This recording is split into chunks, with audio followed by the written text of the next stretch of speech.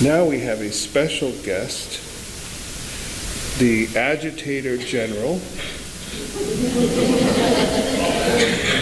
the rabble-rouser-in-chief, Renee Mendola, went to Standing Rock.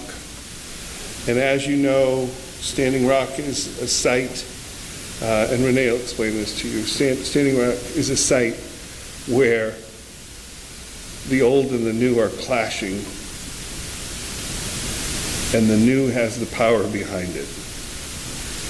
And the old needed some help, and Renee represented us, our congregation, as she went up there to north of north, slightly south of nowhere, and let justice reign. Renee?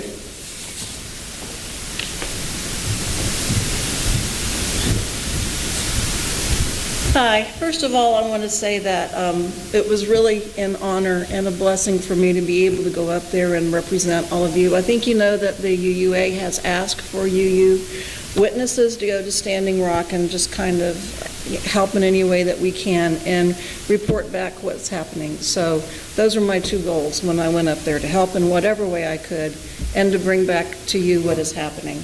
And what is happening actually has had a big monkey wrench thrown in it this past, well, a couple of days ago when the Corps of Engineers put out an eviction notice for one of the biggest camp, Oceti-Sakowin, which is on Corps land. So I do not know what is going to happen now. I cannot imagine them being able to leave that property. I want to say thanks to everybody who contributed in any way, people who donated, people who sent me off with good thoughts, people who thought about me freezing to death while I was there, people who tried to tell me how cold it was going to be, because I have never been that cold. And I had on lots of clothes, but it was very windy and it really didn't matter. So that thing about, there's no bad weather, there's just inappropriate clothing, I don't believe that. I'm sorry. So, thoughts about the camp. First of all, let me say that there are actually 3 camps. There's Sacred Stones, which is the first camp. There's Rosebud, which is the second camp, and those 2 camps are kind of smaller, and they are actually on reservation territory. The third camp is Oceti-Sakowin, which is the camp that you mostly see on Facebook, is the largest camp. It's actually the, quote, overflow camp. It's the last camp that was constructed. And it's on Corps land. Well, it's on Corps land according to us, according to the, to the Western people, the American people. It's on, or the American, to us, it's on Corps land. Let me say about the camps that, first of all, everything at the camp is a prayer and a ceremony. Everything is done with intention and reverence. You are met at the gate of the camp with sage, which is a Native American cleansing agent. You are met with the sign that says that this is a ceremonial and prayer camp. They do not call themselves protesters. They do not feel that they are protesting. They call themselves water protectors. They are protecting the water. The Native American Indians, the Sioux tribe, is very connected to Mother Earth. They feel that they are connected to every being on Earth, that every being on Earth has the same spirit. And so they feel that they are protecting the earth by not allowing this pipeline to be built, or doing their best to not allow the pipeline to be built. Everyone cooperates with each other in the camp. It's truly a community. The prayer that you hopefully at least got to hear a little bit of is the prayer that happens every day at dawn. I understand that every day at dusk there's another prayer. I was gone to a warmer place by dusk every day. Every meeting that you go to starts with a prayer and ends with a prayer. They have a sacred fire at the meetings. Everything is saged. It is considered impolite to leave a meeting before the end prayer. You're not like, you're not supposed to go into the meeting, get what you need to know, and then leave because you're in a hurry. You are supposed to wait until everyone has finished speaking. In the sacred fire, you're always supposed to go clockwise around the sacred fire. There are a lot of protocols for how to live in the Native American community. They consider the fire to be a place where spirits can mingle with people.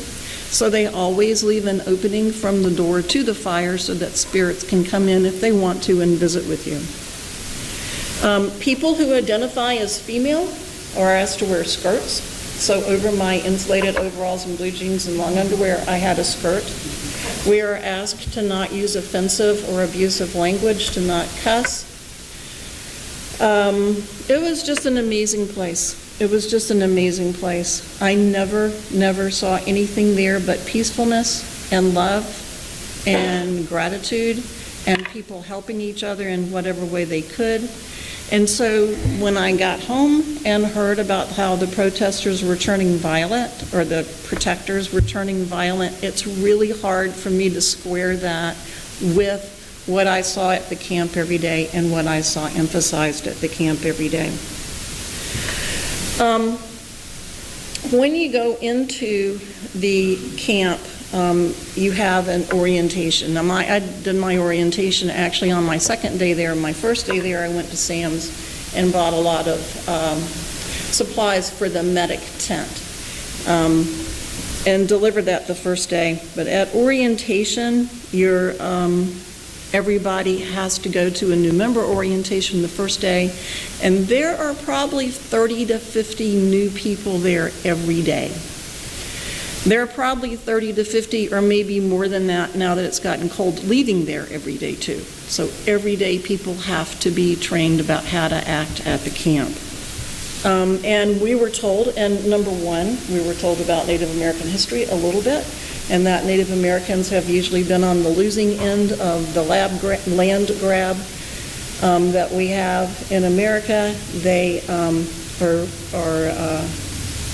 not looked upon with favor by a lot of people in North Dakota.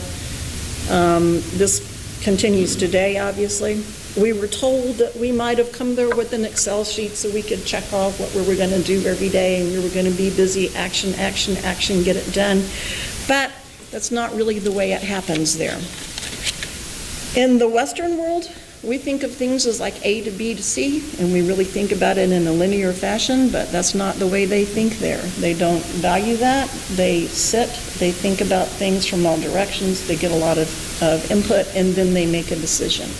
And it's maybe not the same decision that we would make, but we were asked to be respectful of their decisions, and no matter what it was, not to talk back, but to remember that we were in their space and to help them in what they wanted us to do. She said that my orientation person said, you might be thinking you were going to be going like this, and that's what you were going to do here, but you really might be going like this while you wash the dishes. And that's kind of a blessing because the dishwater is warm. And so the two things that were needed the most when I was there were winterizing, getting the teepees and tarpies and tents and Coleman tents and people on sleeping bags and all of those things, getting them winterized, and making food. So the first day that I was there, I volunteered to help make teepees. Making teepees is not really as easy as you might think. First of all, even with the making teepees, everybody is saged first. The area is saged, the equipment is saged, the sage is put into the center of the tent.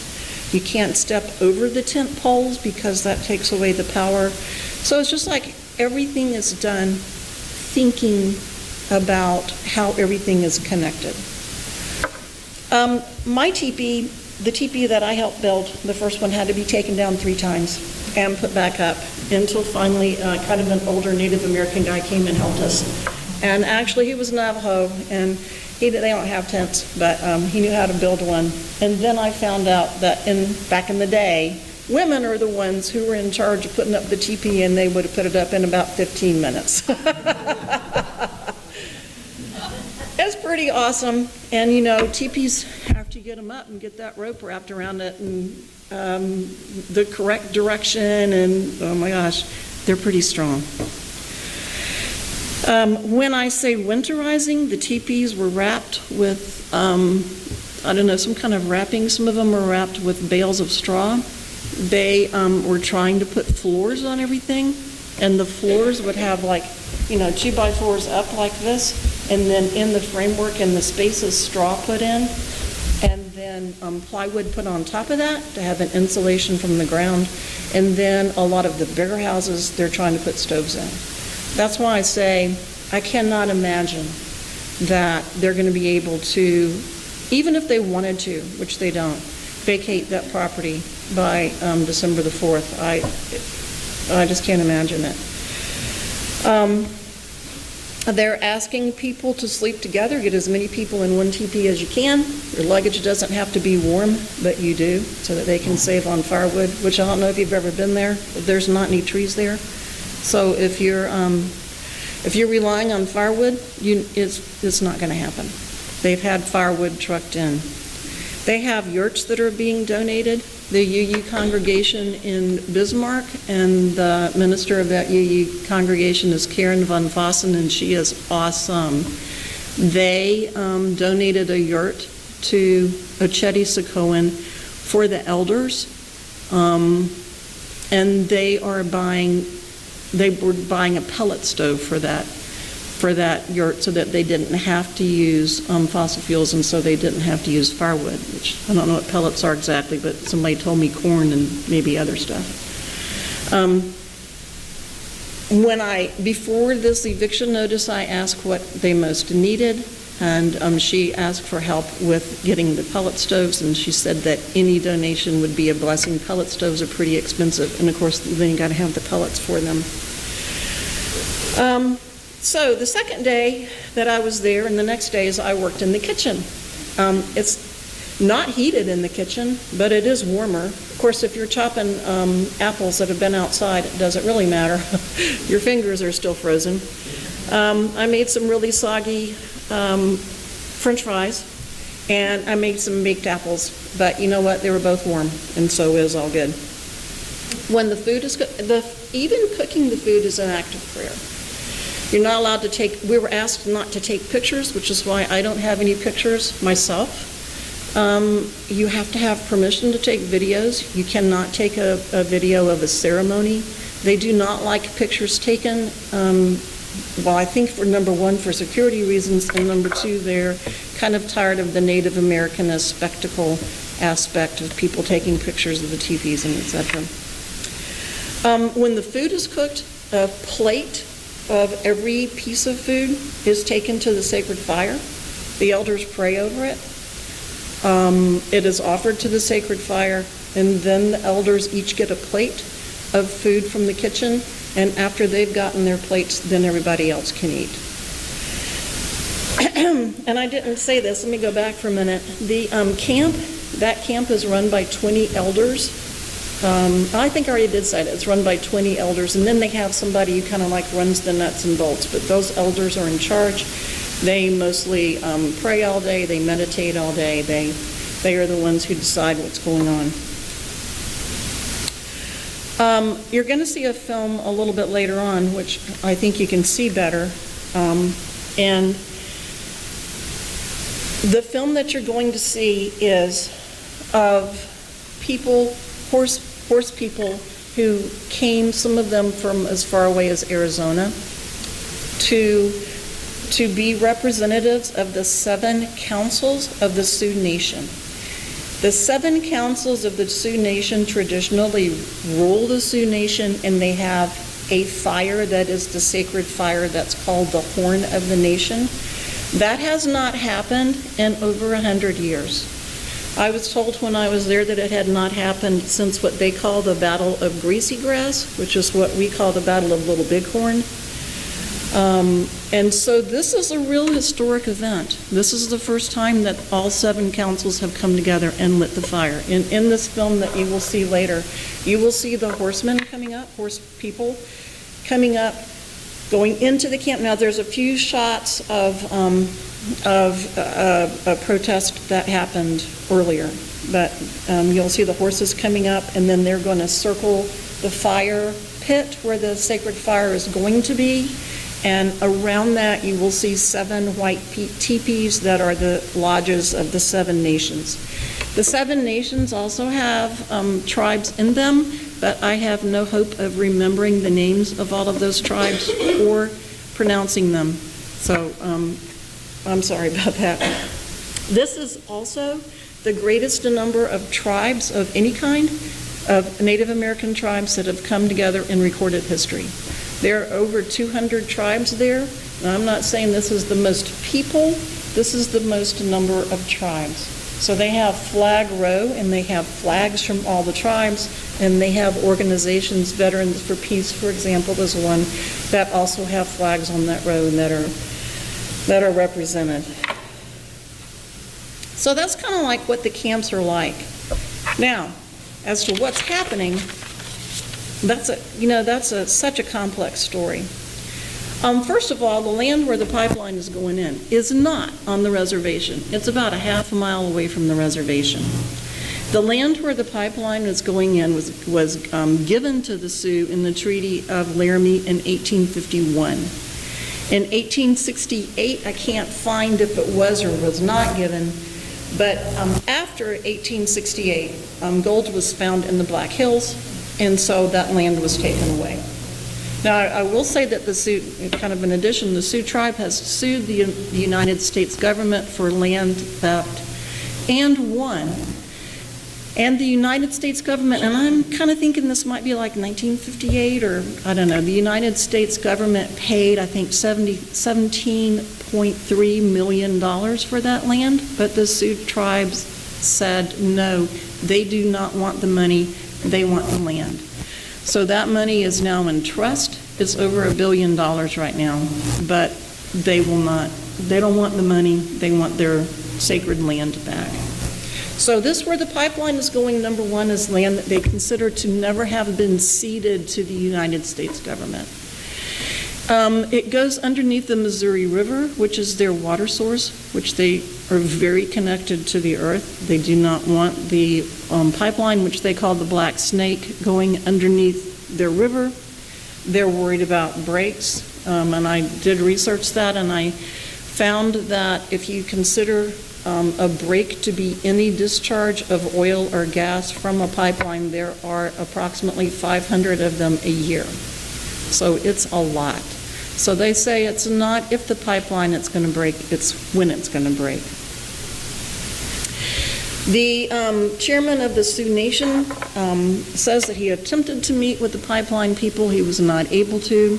Then he refused to meet with the people, as in, no, I do not want the pipeline on my land, and I am not going to meet with you and discuss it.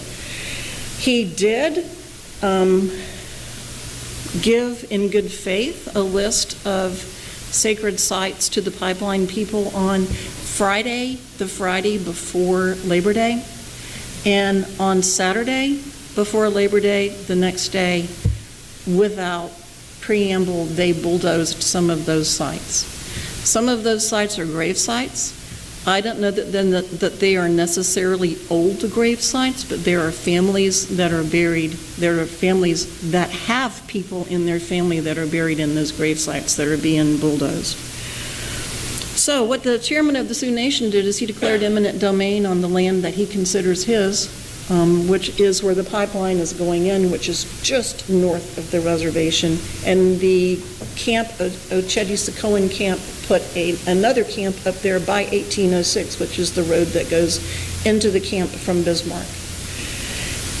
About in the beginning of this month, you may have heard about a pretty violent police and a Native American action in which 140 Native Americans were arrested. They tore the camps down. Most of the material in the camps was burned. A lot of people lost pretty much everything they have. A lot of those people that are at those camps do not have anything except what they have there at the camp with them. They then closed that road, and they put some burned vehicles on the road. Who burned the vehicles? I don't know. It depends on which report you read. This is a real problem because in order to get from Bismarck, which is the nearest city, to the camp, you just go straight down 1806 and it's about 45 minutes. But now they close that road. Why? I don't know. So now they close the road, you have to go down, you have to take a detour, which is a dirt road, which a lot of those roads are dirt and they're state roads. Then you have to go all the way down to below that and then you have to come back up. So now it takes about an hour and a half to get there. So emergency vehicles cannot get to where the camp is without having to go, all the way around. That's a big problem. So the camp people decided that they would move the vehicles and open the road themselves. That's what happened last Sunday. Last Sunday when you read about the really violent actions where they had the water cannons, the tear gas, the mace, the concussion grenades, the rubber bullets, which are not really rubber bullets, they're sponge bullets, and they're really about this big. And they do some damage when they hit people. There were a lot of injuries that day. Obviously, I think I read over 100 injuries. The really bad injury, the little Sophia girl who had her hand very badly damaged when whatever those grenades are hit her hand and just blew up this part of her arm. She doesn't really know yet if she's going to be able to keep her arm. If she does keep it, she'll have really limited movement in it. She's 21. She just graduated from college. So, and then I said on the day after Thanksgiving, they got an eviction notice. I have no clue what's going to happen now. What is needed the most in the camps? What I was told they needed the most is heat, as in stoves. Warm sleeping bags, below zero sleeping bags. They ask for thermal underwear, but not cotton. Thermal underwear, but wool. Something about it gets wet and then it freezes. I'm not really into that cold weather, so I don't know. And as I said before, pellet stoves. I hope that everything can be resolved in some kind of satisfactory way, but I really don't know how it can be right now. The pipeline is complete on either side of the Missouri River, and even though they have been asked to voluntarily quit drilling or making the pipeline, even though, and this is true, they do not have a written permit to drill underneath the Missouri River. They have not gotten that. They're on Corps land, and that's the federal government. And the federal government has not said, you will stop now. They were voluntarily asked to stop. They did not. The pipeline goes on either side of the Missouri River, and there is a drill on the drill pad on either side of the Missouri River, and they're just waiting to start again. I don't know how that can be a good resolution for the people who were there. I don't know what's going to happen, but they have said they will not give up. If you ask them what they need the most, they will tell you prayer. And there is going to be a day of prayer next Sunday on the 4th. The UU minister in Bismarck is leading part of that. They're going to have a teleconference call for part of that. I will send out the link so that you can participate in that if you want to. And I don't know if that's all I know, but that's all I can say. And if you have any questions, I will be in the coffee room. And once again, thank you very much for allowing me to go.